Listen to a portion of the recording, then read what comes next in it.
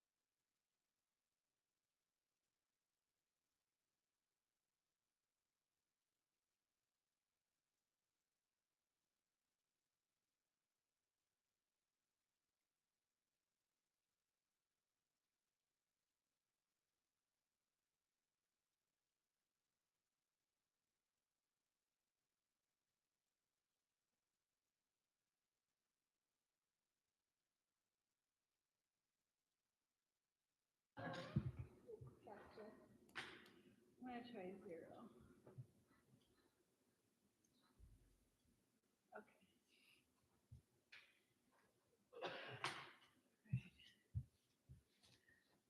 All right. I'll keep working on this as we go. We would like to call the meeting to order. The Parks and Recreation Commission meeting for November 6th, 2025 at 6:05 p.m. All right, and I think I need an agenda. You guys would like? Sure, go ahead. Okay, so For tonight. Commissioner Fiedler, Here. Commissioner Madison, Here. Commissioner Hartley. Here. Awesome, we have quorum. Okay. Would like to join me in the Pledge of Allegiance.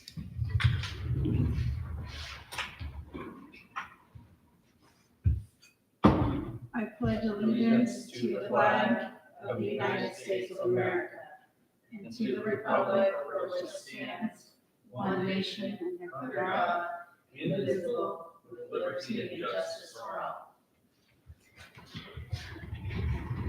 Thank you. At this time, I'd like to open it up for public comments.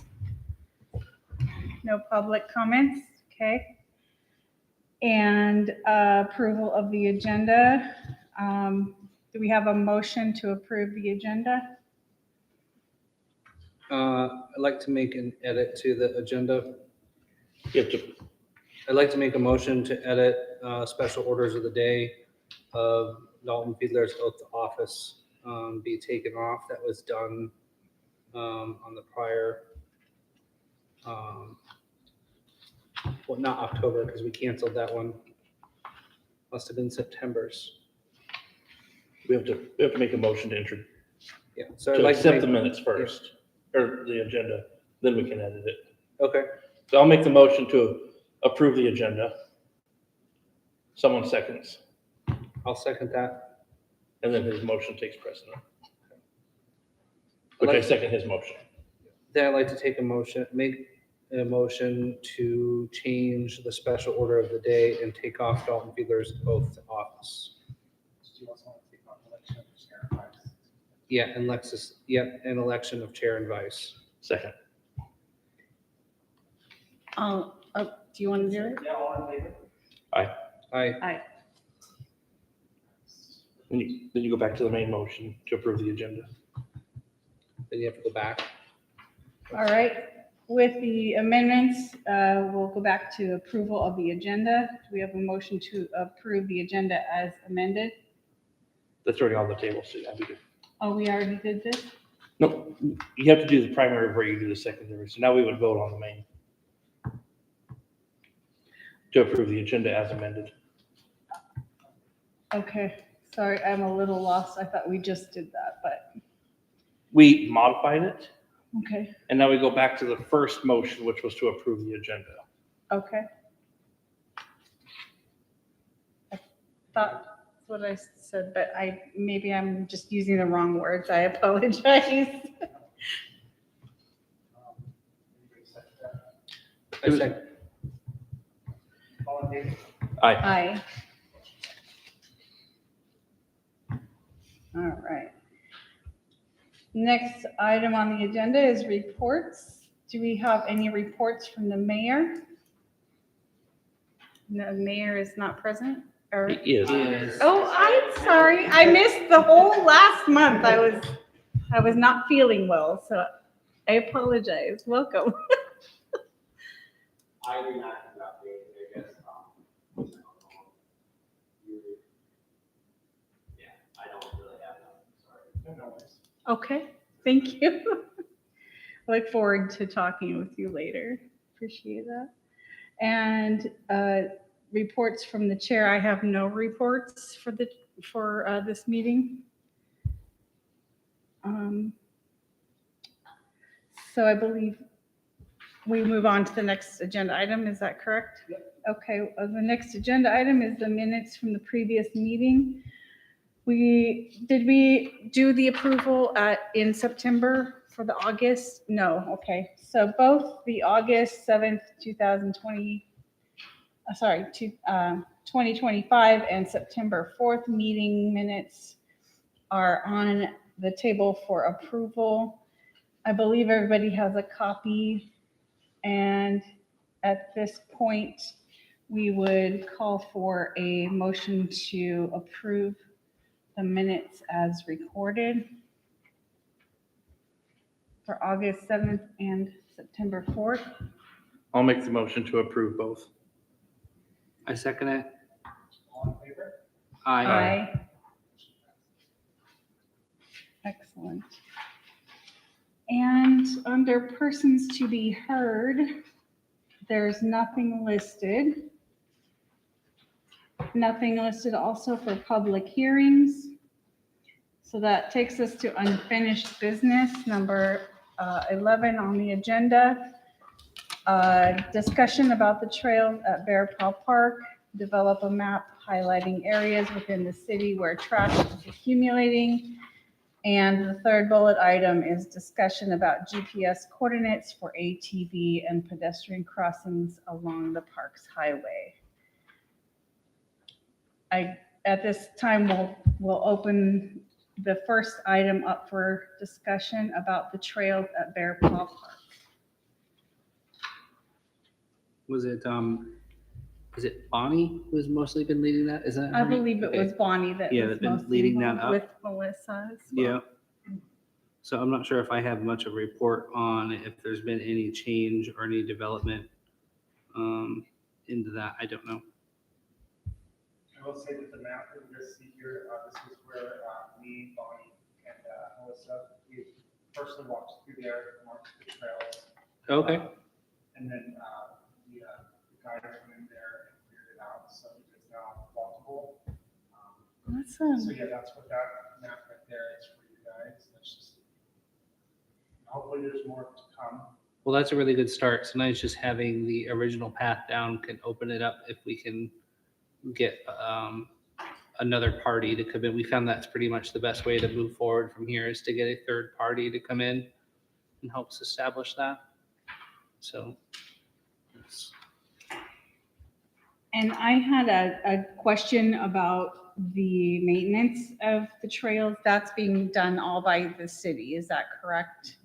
And so when you were talking about a third party, Mr. Fiedler, you were Yeah.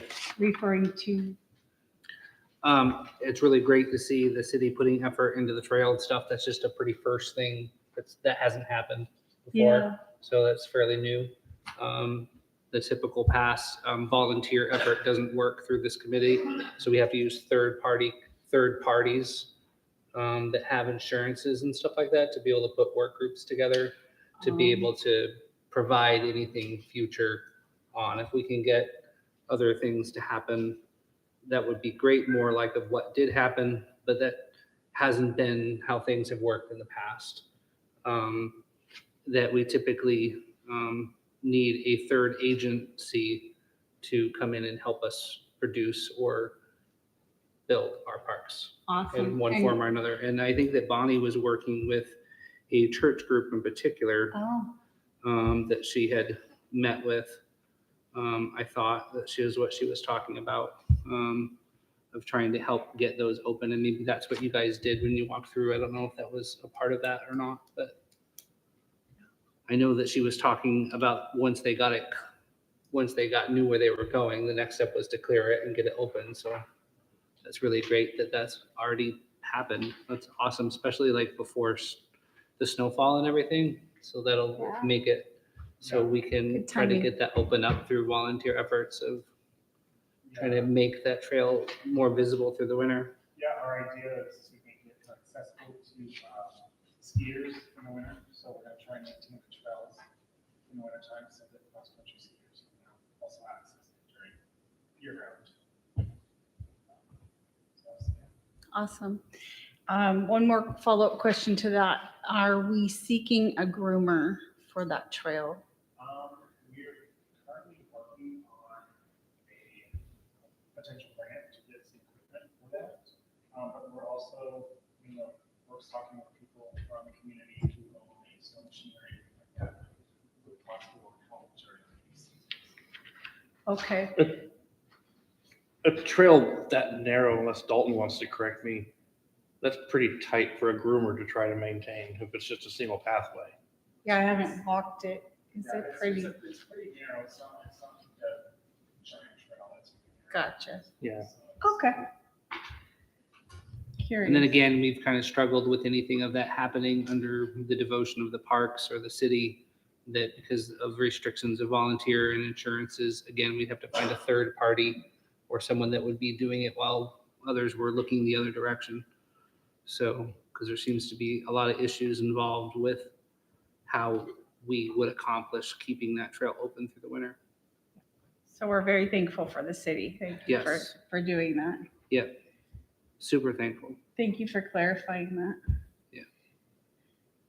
Yeah. Is there any other further discussion about the trails at Bear Paw Park?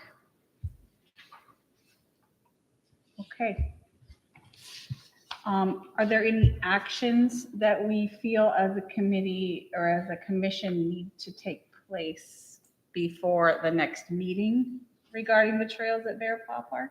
I'd like to touch base with Bonnie and find out what she was thinking about with that one particular church group, to find out about just trying to keep it open, whether it be snowshoes or she lives very close to that park and has been really kind of taking that park under her wing, to find out if she would need some support or need help in keeping that open.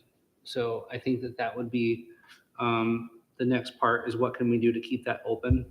And then the other part about open that would be great to talk about is the city's interest or ability to maintain the access to that lake, like they've done in some of the other areas, where they keep access to the lake, usually for more fire department reasons, but for having access to that lake. Because if that was something that we could get added onto that lake, it could create a parking spot and a place for, because as of right now, there's no parking, and parking gets a lot more limited in the winter.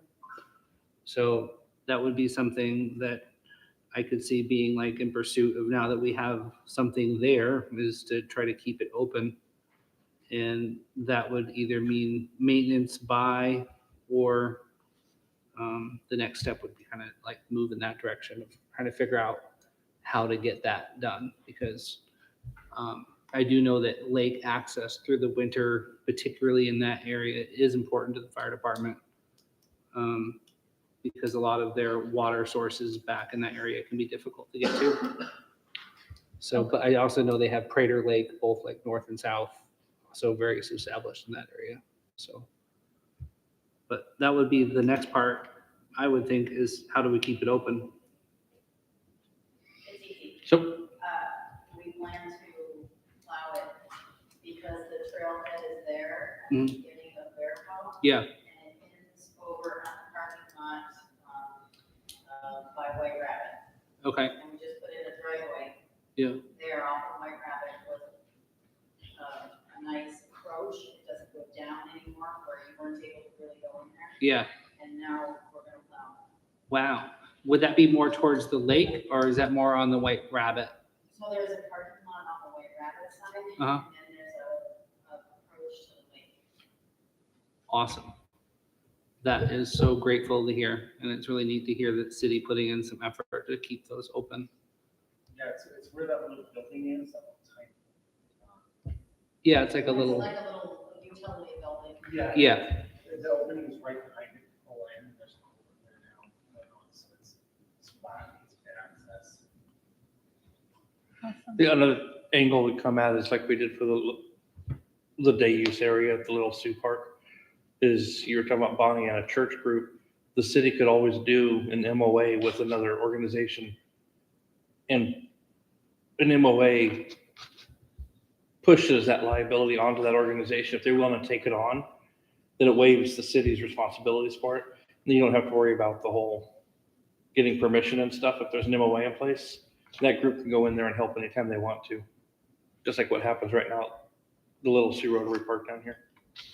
right, through the Rotary Club. Yeah, but if Bonnie has a church group that wants to tackle that trail, maybe they'd be willing to do a similar MOA with the city Right. and help with that. And then the city would still have, a part of that MOA would be the city would plow it and the approach and the parking area for it, but that they would take care of the, like the packing down and the grooming of it. Yeah, I know they've put effort already in quite a bit in the summer paralleled with the city of opening it up and making that, so I think that they've already been working at trying to do that, and it would be really neat if we could do that. Awesome. I did want to mention too, I think one of the actions we should take as a commission is to figure out how we're going to inform the community that this new trail system exists and get that word out so they know and can enjoy it as well. So, I believe we did post, Yeah, we put it on Facebook. yeah, so Yeah. this is on the city website, not the city website, the city Facebook page. It's on there. okay. So there is that. Share. And you had kind of also, in the city had also brought in some signage too, correct? That they had been put up and stuff too, that was really great. So that's awesome. Okay, wonderful. Thank you.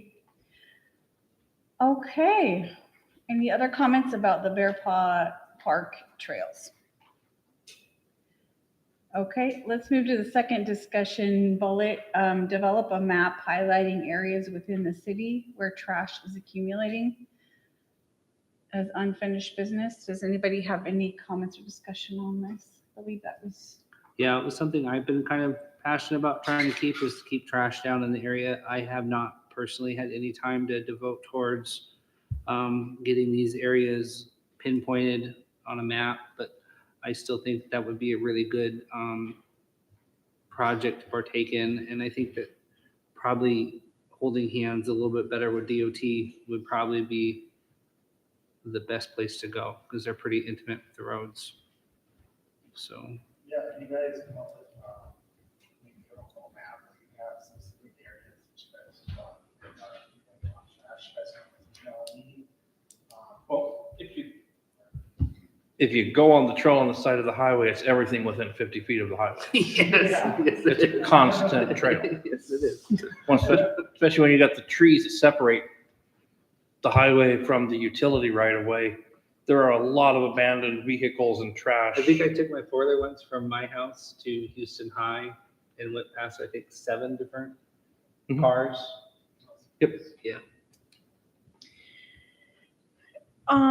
Is there in interest or the ability to potentially create a subcommittee to work on this? Because it seems as if it's a multi-step project where we create the map, identify the areas, create a plan to have that stuff removed.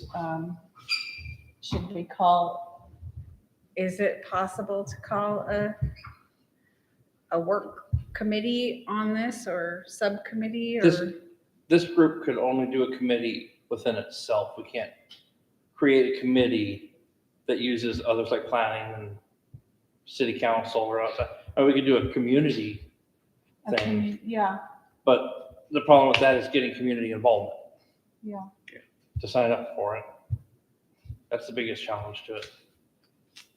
A lot of people see the problem, they see the need, but they don't see themselves having the time to commit to the solution. One of the basic ideas, if we can pinpoint like specific targeted areas that are worse than others, is it does allow us to, we've had success in the past with getting volunteer groups together and cleanups kind of holding together with the city.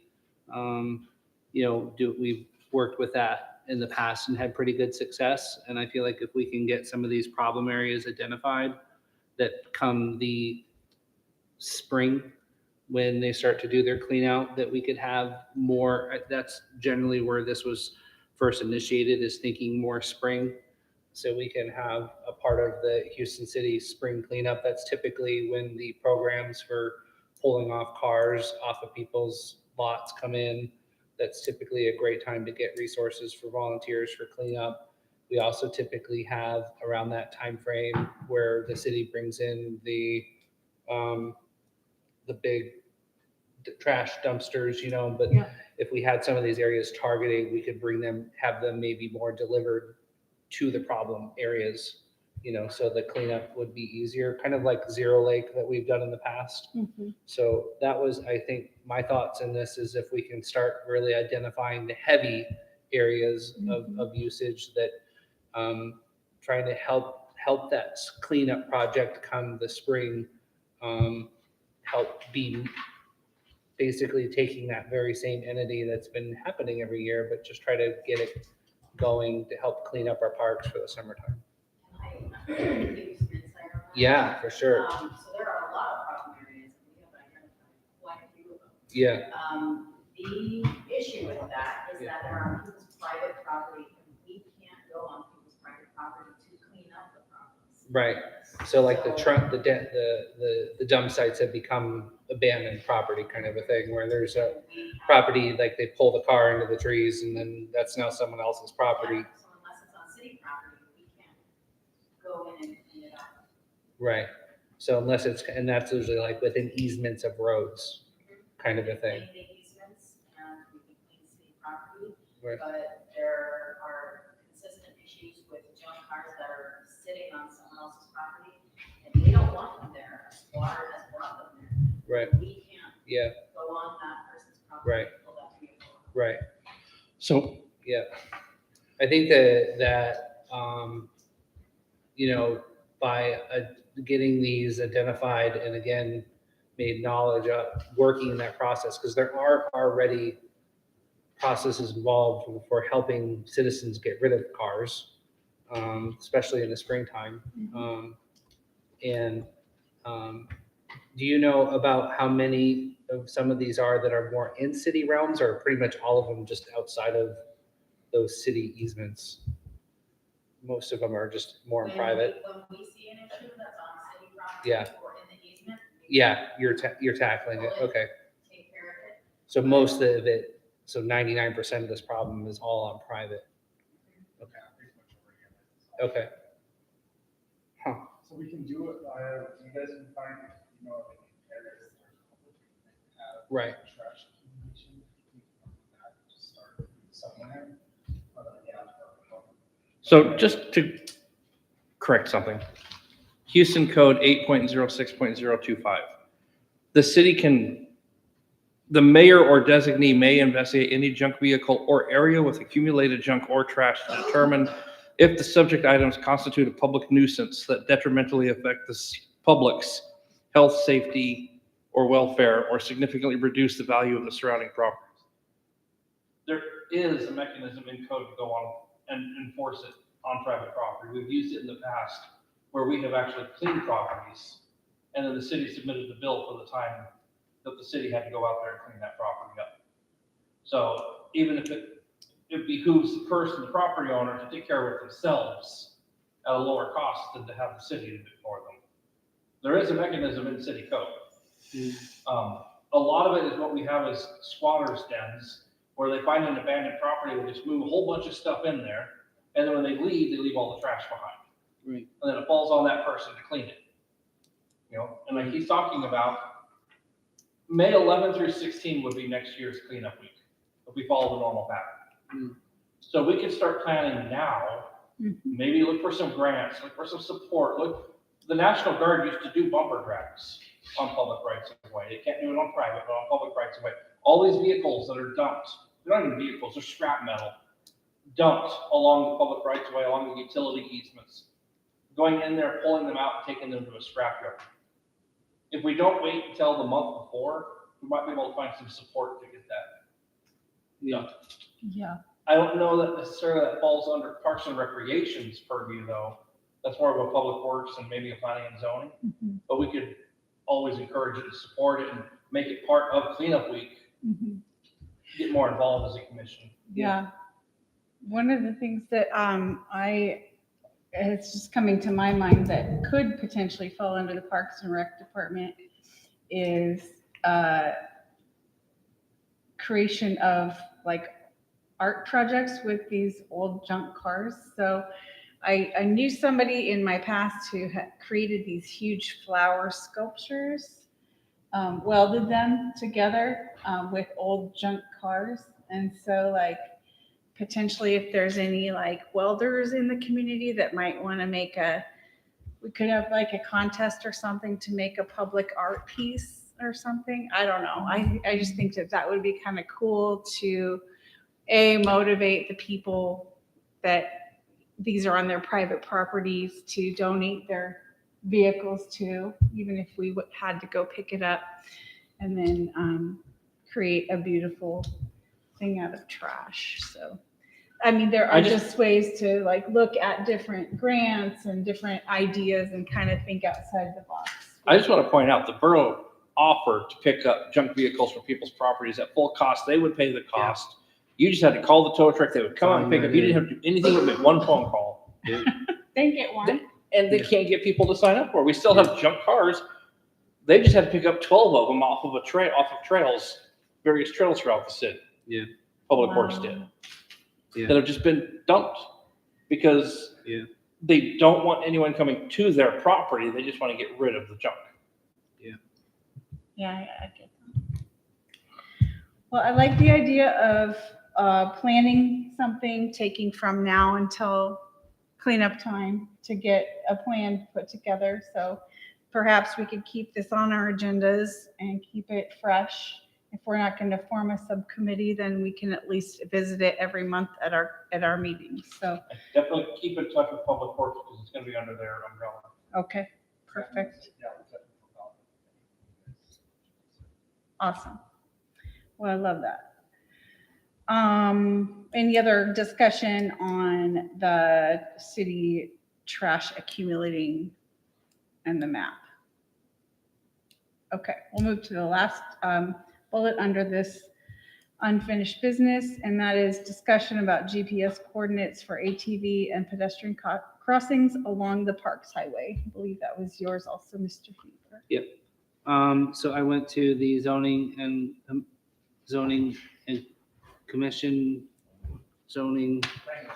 planning and zoning commission and just talked to them about kind of where our thoughts, our concerns are of wanting to make sure that a part of our park system includes being able to jump across the highway. And they were very much supportive of wanting to do that and also have already done things to help do that. So they were very much wanting us to schedule a work group with them so we can kind of, I think, work in more parallel instead of two entities working side by side, not knowing what the other one's doing. Yeah. So they'd like us to schedule that. I know that scheduling can be hard with the committee because we're looking at 10 to 15, I don't know how many, but maybe 10 or so volunteers and plus work with cities and timeframes to make that happen. That's something that they're really interested in wanting to do, is to have a work group meeting just focused on public crossings and access to, particularly for the highway upgrade project. More focused on just that, not just the citywide, but just focused on how to be prepared and what we can do to help when the new construction of the highway comes through. So I think that would probably be the next step, is meeting with them. And I'm really glad to have Christian here because this is something that in Christian's absence, I think kind of in the last little bit, that was something that had fallen through the cracks, that was in the process of motion, and the zoning committee brought that up, that some of these things had already been going. And one of the things that they were pointing out to me that I remember now, and Christian probably has more to add, but there were attempts to get the trails within Houston to be moved into more of a historic marks, particularly I think the Herning Trail and how that crosses the highway. Do you have anything to add in about that, where that went, or they were talking? Not really. It's going to be included with the state of Alaska, the Great Trail that they're working toward. Yeah. But yeah, if you look at any of the maps of trails in the area, they all end at the city limits of Houston. Because in the past, the city didn't want any trails marked because they're protected once they're documented. A lot of the historic trails are protected trails. So we need to get the trails marked. We have a lot of trails in our area that a lot of people can get lost or injured on. And we don't have quality, we don't have good maps to get to them. What do you think would take what do you think that we could do as a group to help move in getting some of these basic trails established and marked as trails, whether it's a historic trail or connections into Big Lake? What do you think it would take to do that? Just working with Alaska State Parks or Willow Trails Committee, they know the trails really well. Yeah. But what about, I mean, like trying to get it, what I'm really worried about is trying to figure out how to get the highway to get a crossing, you know, particularly underneath the highway. The only one that would be potential for a highway, justify a highway crossing would be the Winter Trail, the Houston Willow Creek Sled Trail. Yeah. That's the one right by Zero Lake Road. Yeah. And it just happens to be right underneath where the property that the city had been talking about, the railroad depot, is on the same property. Yeah. That would be the most logical place for a pedestrian connection, because then we could go back to connecting the Winter Trail with the Houston Loop trails on the other side. Yeah. Right now, that's the most logical place. Right. When you're talking connects into the Big Lake Trail system. Yep, into the Houston Lake, and then the Big Lake Trail system. The Herning Trail would be very difficult, because when you're coming off of Hawk Lane and you look across you turn left to go up the road, you see that one trail that kind of goes off and up to the right that turns into a gravel pit now. That's the Herning Trail. The Herning Trail is almost entirely developed through our area. North of Big Lake until you get up to Hatcher Pass, Grubstake area, it's pretty much all developed. So it's hard to get that one, but I think that Zero Lake one would be a great one. Yeah, I think that would be, I'd like to try to figure out how to move. I want to really protect our crossings. And that's really a pretty big one. And I don't know how to move forward with that, but I know like it's frustrating when I go up to Willow and I see literally, here's a railroad and there's a trail pass to go underneath it. Here's a highway. They made an overpass and made a trail. Oh, we're at Long Lake Road. Let's make an underpass. Why not?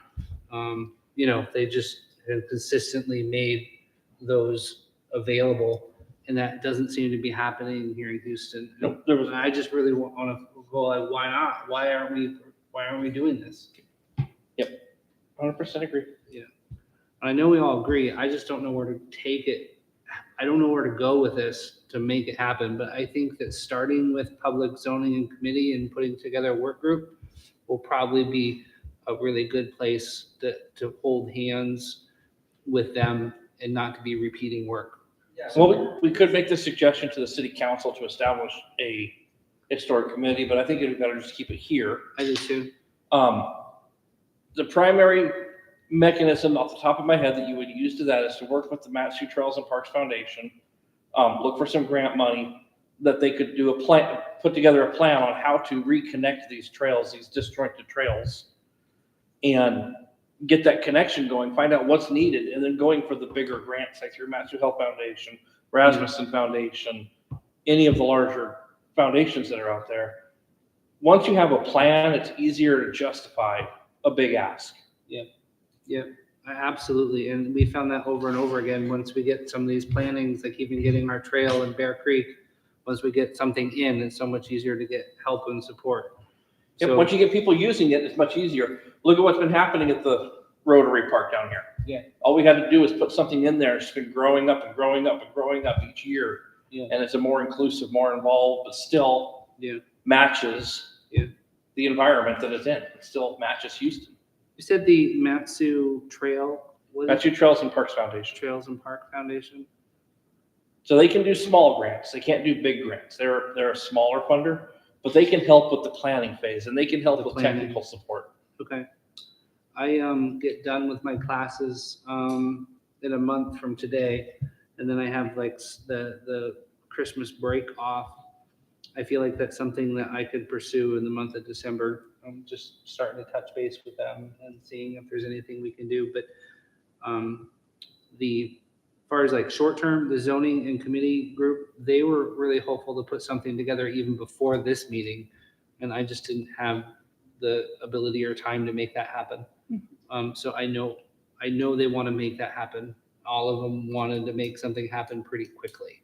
Yeah, and we can plan a work session with you guys and planning and zoning.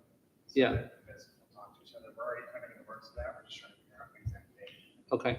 There really should be at least one every year, a joint session between planning and zoning and the Parks and Rec. Because technically by city code, Parks and Rec is under planning and zoning. And in the past, there would be one joint between all three, the council and the two commissions. Yeah, that'd actually be really nice. You have that information. That would actually be very helpful to have all three. And in that case, I would propose to at least make it a minimum of 4 hours, like a day, like a. If you threaten people with 4 hours, you won't get a quorum from any commission. You might. But a work session, I mean, an hour, you might hit one topic. Typically, you're gonna get about 2 to 2.5 hours, and then people start to get, Agitated. started talking in Unless you circles. offer food. No, they start talking in circles. Whereas if Yeah. you were to just do an open house and have the three commissions talking with each other and then get some input from the public at the same time, it might be a little bit more. I'm all about efficiency, whatever works, but I definitely think 1 hour is just not enough. Yeah, So, sometimes it could be a little time. okay, great. That's,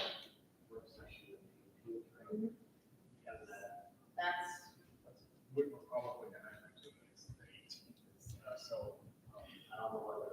planning and zoning has a work session on the 18th. But we have to, if you wanted to try to tie into that to add on to their work session, you as a chair would get hold of their chair and just request it and then add the items onto the agenda that you want added onto the agenda. Yeah, so I'll just talk, I can talk with, planning. and Okay. zoning.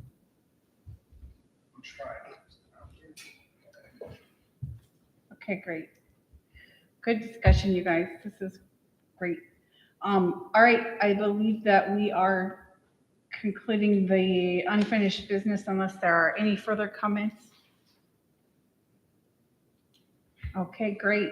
Let's move into new business. We're gonna review the new areas for cutting wood on the new wood cutting permits and discussion about a new grant opportunity to relocate and remodel the cabin in front of the fire station and repurposing the building as a community food pantry for the city of Houston. The first bullet item is review new areas for cutting wood on the wood cutting permits. and that's subject to vote because the permits are done. Okay. Excellent. And that's because they started up with a cutting program so that the guys can cut whatever. Excellent.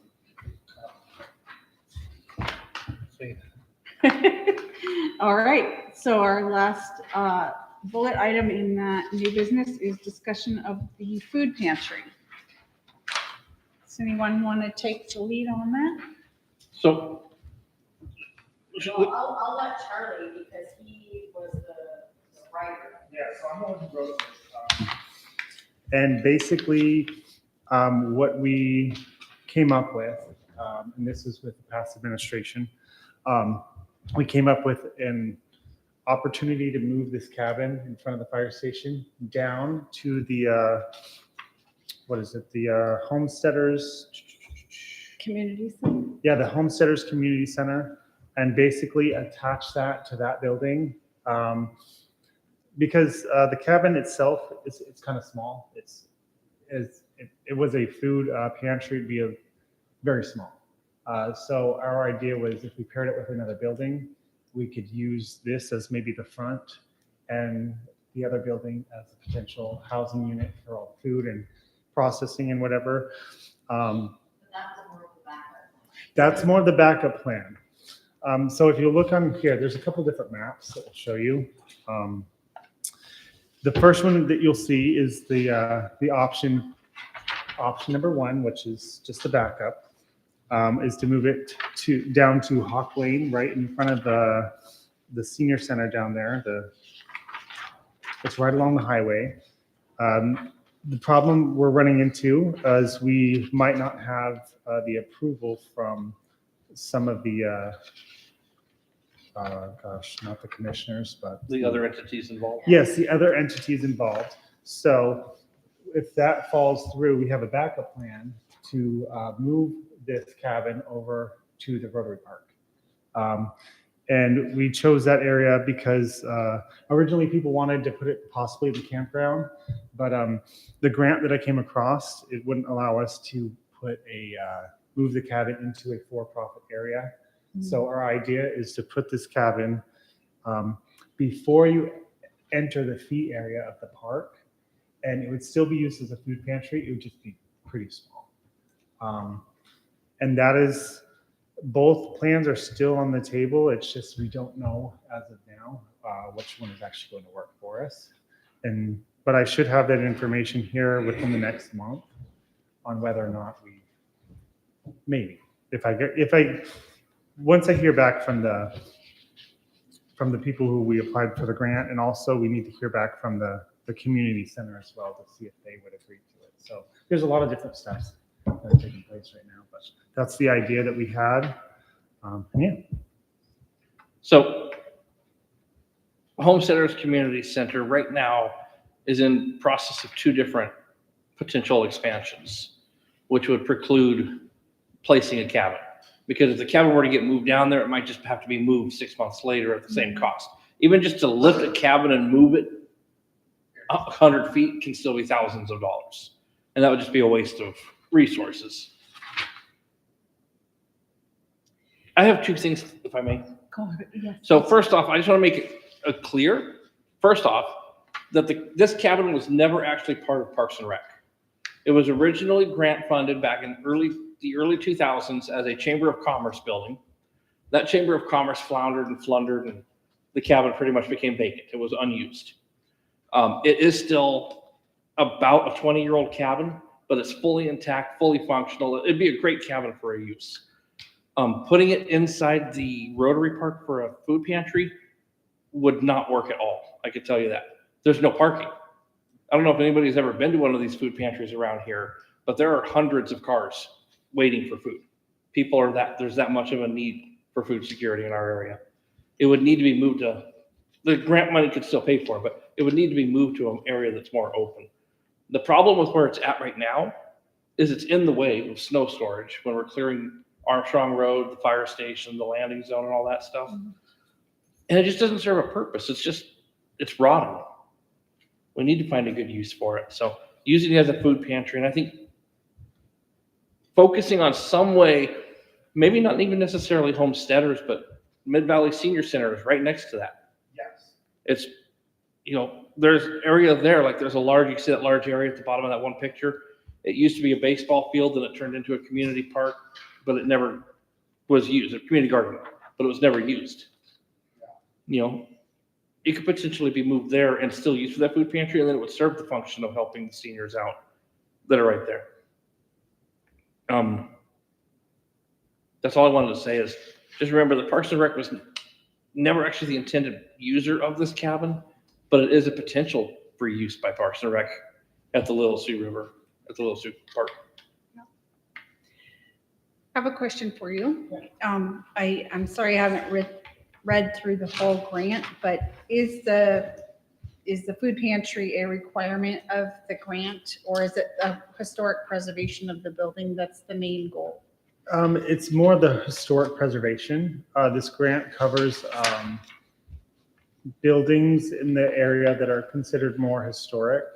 And this grant in particular seems like it would be a good purpose, full use for that building.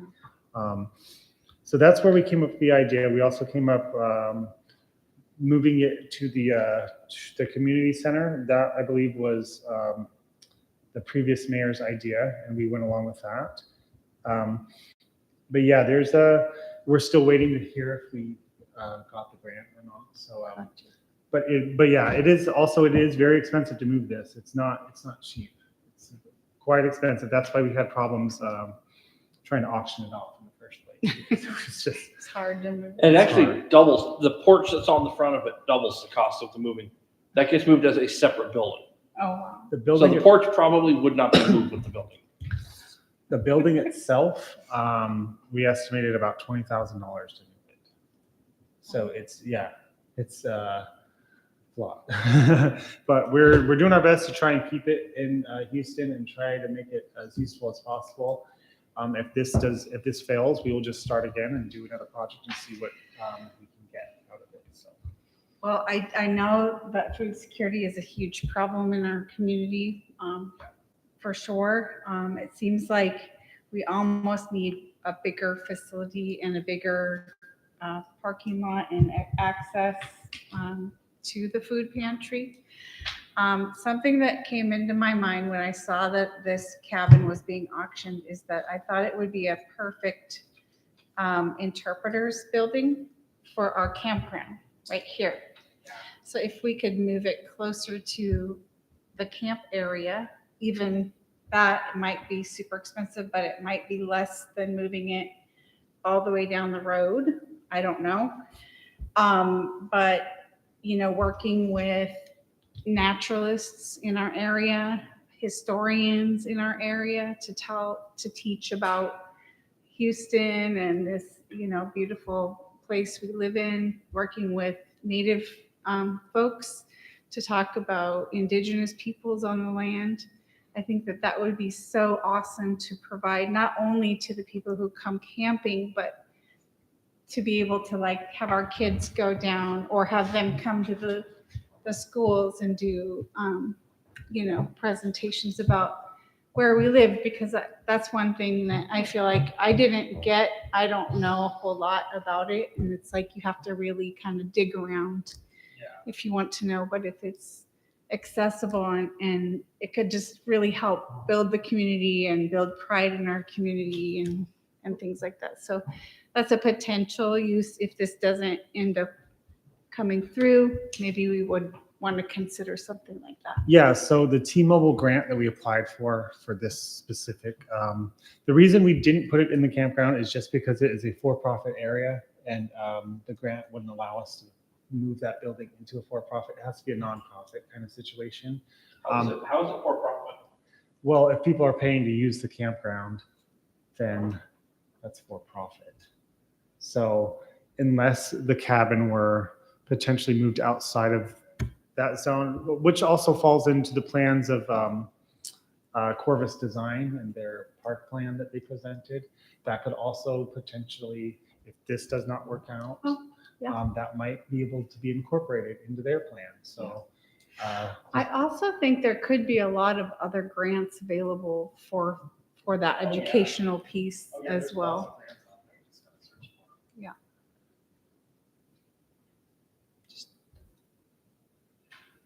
Good job, Bill.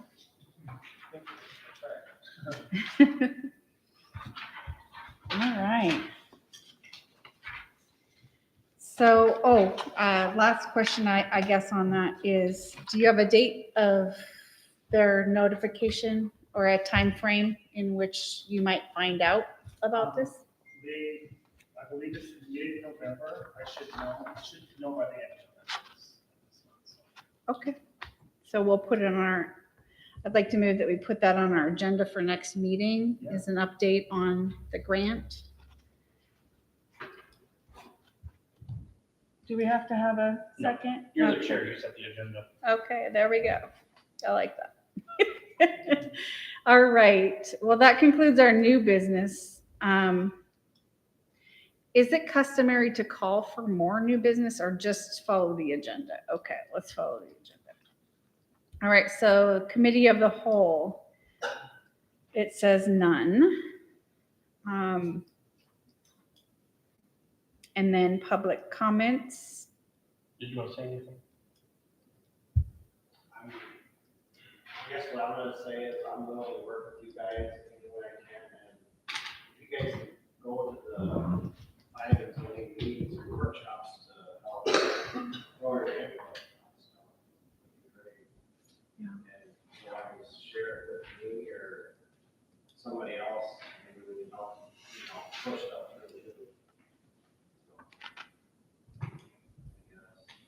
I'm willing to work, learn, all the above. Things do better. Excellent.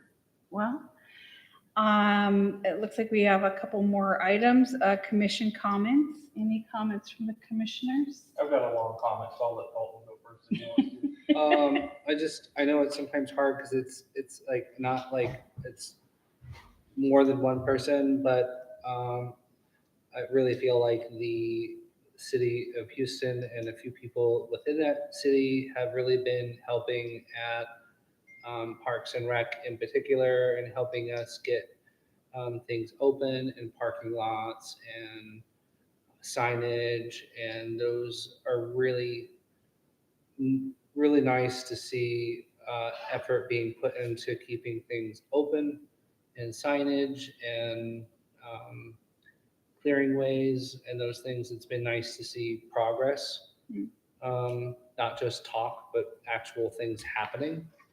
And that is just so thankful to see more action. To see that action, and I really, because I think that we all rely so much on the city, whether it's coming from the Department of Transportation or these other, however it's happening, but like getting out there and doing the trail and those things are just, they're elements that have not happened in the past, and it's really great to see happening.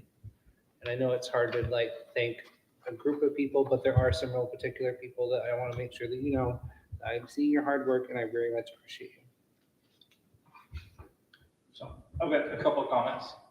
One is, to piggyback, I'll do that so it can be heard easier. To piggyback all of what the vice chair just said, it does take more than one person. We just finished doing the trunk or treat at the Little Susitna River Campground. There were 160 kids roughly that attended, and 3 dogs. And we didn't count the adults. The parents that came with the kids. I was only counting the costumed kids that were trick-or-treating and their pets. We also just did a couple of really big projects down here at the Little Susitna Rotary Park with the Boardwalk Build Project, the kids' playground set installation, and the Little Free Library. Every single one of those projects and things was done by people outside of this commission. Mhm. It's really, really important to get involved. Like Dalton has been around for a long time with helping on the trail side. But when they don't see your face, when they don't see your name, when they don't see your name, your commission name, it's hard to ask them for support later on when they're the ones that have been doing the work up to that point. So I would really encourage, especially the people that aren't here, find something that you are interested in and just volunteer in that effort. Like Dalton said, a lot of people are doing a lot of work. Well, a few people are doing a lot of work. A lot of people are doing a little work. Everyone helps a little bit. The more involved we can get, the more support we can get. But the really long comment, Dalton's already aware of this. So recently there was a health summit held in Big Lake for the Houston and the Big Lake communities. And what they did was they separated the two communities. So the Houston people focused on Houston, the Big Lake people focused on Big Lake. And it was held at Houston High School. The Big Lake community prioritized Jordan Lake Park because that's their big project right now. They got a lot of support, a lot of momentum, a huge amount of community involvement and engagement behind it, and it's making huge strides. The Houston side actually focused on what you were talking about, Randy, the need for a much more robust community center. The building that we have right there was built, I believe, roughly 1964 is the Homesteaders Community Center. It is 60 years old. Yeah. You know, it's been updated. It is good. It has a DEC certified kitchen in it, but you can only put about 24 people in there before it gets crowded. However, Master Health Foundation, as part of this thing, gave a $25,000 grant to each community. So they have to find a fiscal agent to work with, and they would donate the money to make something happen. So Big Lake put that full $25,000 towards the Jordan Lake Park project. I'm not sure what part of the project, but that's where it's going to. The $25,000 from the Houston grant will actually be going to the Homesteaders Community Center-ish. So we're going to be working through the Houston Lions Club, through the Big Lake Lions Club Foundation. That's the fiduciary agent. That's where the money's going to go to.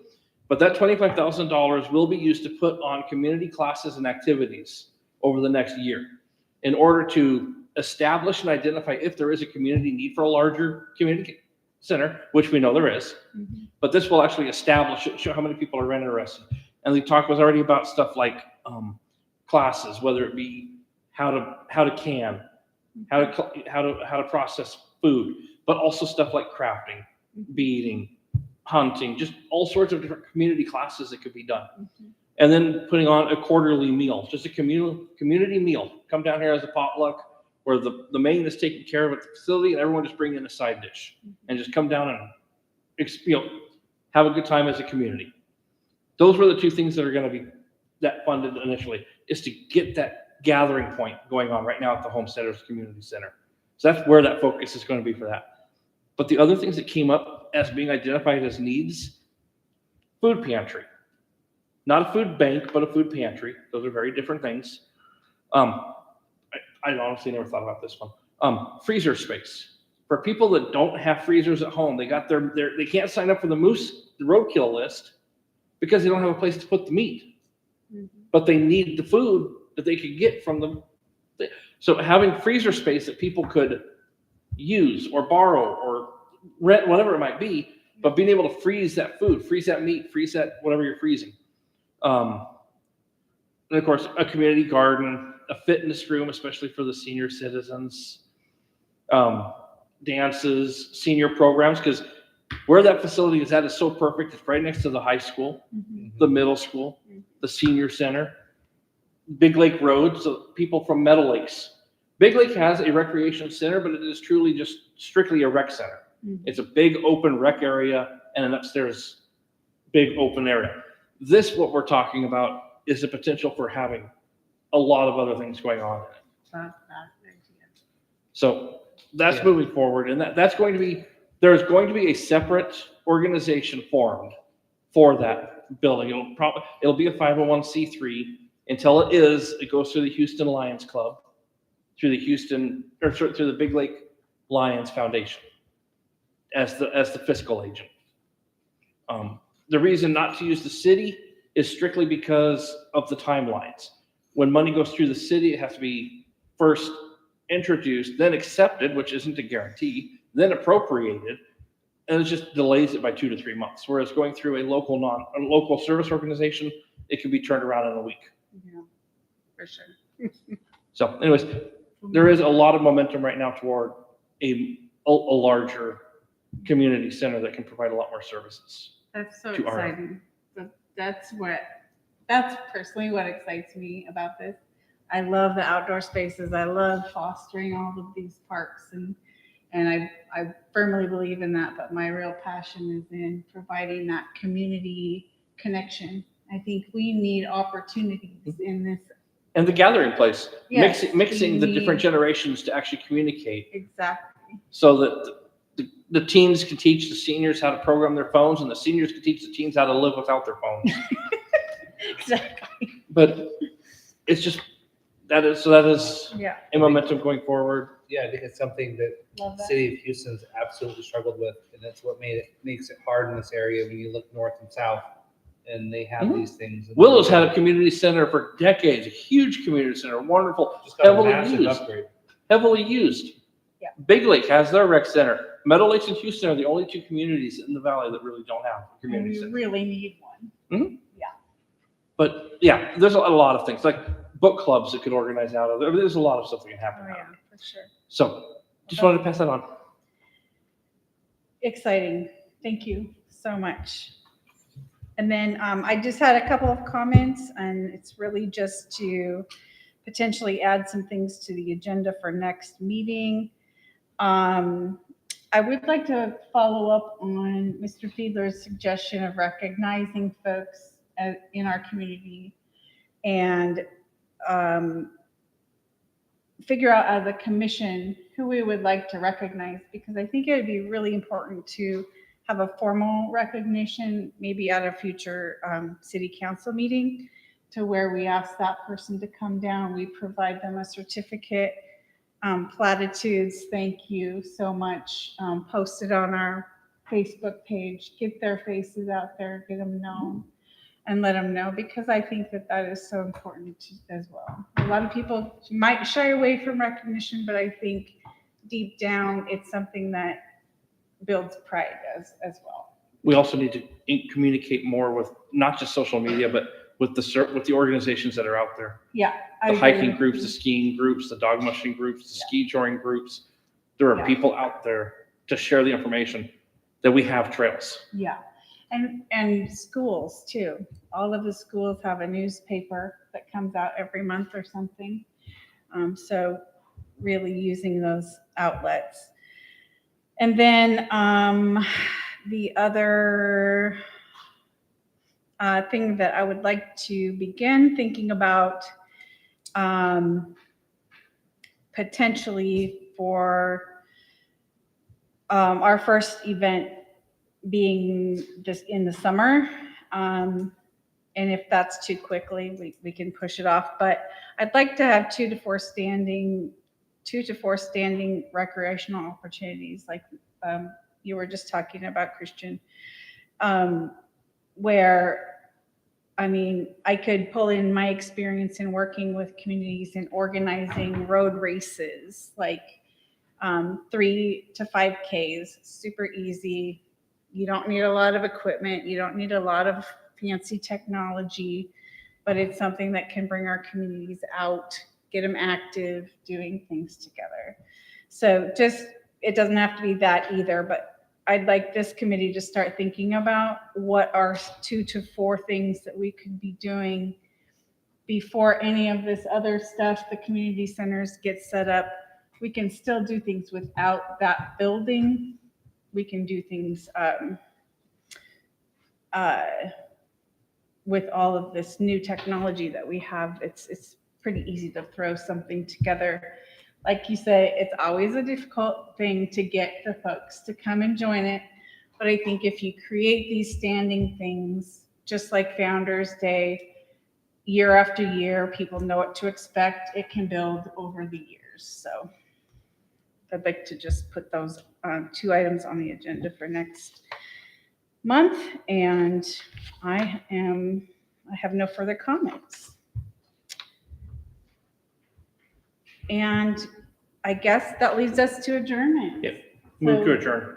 we can adjourn this meeting at 7, that clock's not changed. 7:08. 7:08. Thanks, guys.